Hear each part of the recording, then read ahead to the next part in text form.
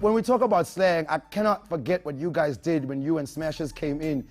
But now with the Skadit and the, I mean, there was a lot, mate. All the way from Standy. Standy, it was a lot. It became, but now it's become something else. It's now become there's the Who Who. and there's Watts. You're whoing the words.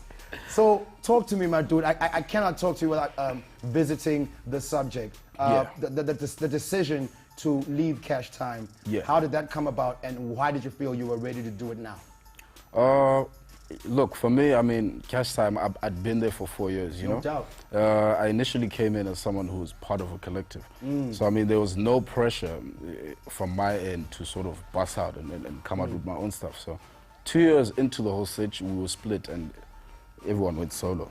So, I mean, I feel like, to cut a long story short, the way the label is structured, you know, I feel like I'd reached the ceiling because if you look at it, the project that I'd put out, which did $500,000 in a week, was initially submitted to the label as an album. Wow. So, I mean, if you take all of that into consideration, then... These are the things we don't know, and I'm glad you put that out there. Yeah. With the way it came out and the tracks that came out, it's easy to think there's bad blood between you guys. Is there bad blood, and have you crossed those many rivers?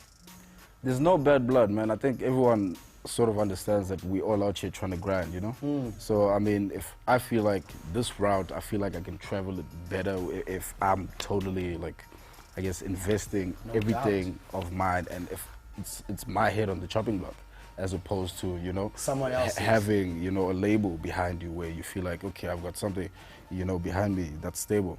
So, I mean, for me, it was a jump, but also, like, it was me trying to grow, you know? I feel like I had to ask those questions so your fans and your fan base and your family base could know what mind state you are in, you know? Yeah. Now let's get to the music and what mind state you are in creatively in that regard. Laundry Day Fresh. Yes, sir.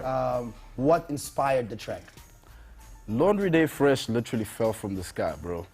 Like, one day, the producer I'm working with, Umakwa, was making a beat, and I mean, for me, I like to think melodies or whatever it is already in the beat. You just have to listen and unlock really hard and unlock, you know, all the who's and whats. So, I mean, for me, we sat and we cooked it, and it's got a mix of genres, you know. Yeah, I hear it. It starts as a house track. Halfway down the line, we in what you'd call trap. It's got a hint of trap soul. It's got, you know, so, I mean, that's essentially what we were trying to do. It's pretty much what you'd call, what is this, a fruit salad of what is in, of the who on the what that I'm going to drop real soon, so. The project is ophuma kuwe ke ngoku for this summer out here. Are we going for an album? Are we going for an EP to reintroduce yourself? Or are we just hitting them with the singles?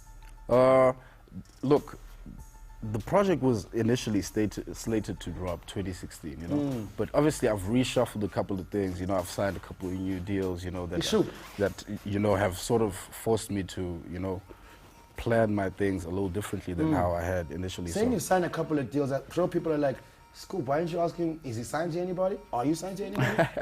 Well, I've got a distribution deal with Sony, you know, that I just signed for the project, but I'm signed to myself, you know. I heard that you're having a joint label with Questa. Is that true? Yeah. We've got a label called Rap Life, you know. And for me, that is sort of like the platform that he came from. Yes. And that I came from. The Boom Shakalaka. 2016 version. Yeah.